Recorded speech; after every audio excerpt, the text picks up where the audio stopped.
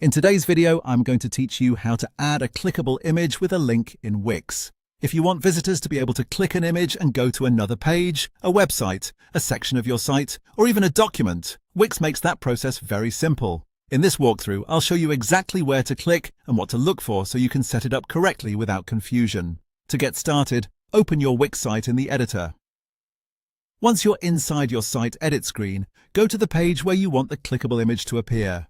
From here, you have two options. If the image is already on your page, simply click on that image to select it. If you have not added the image yet, go ahead and add your image first, then click on it once it appears on the page. After the image is selected, look toward the top row of options in the editor. You should see a link option there. Click on Link to open the linking settings for that image. This is the area where you decide what should happen when someone clicks the image on your live website.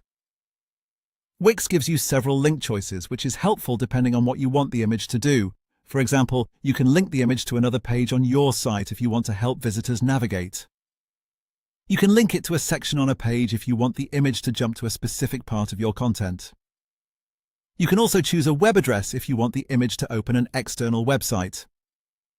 And if needed, you can even link to a document or explore the other available options shown in the menu.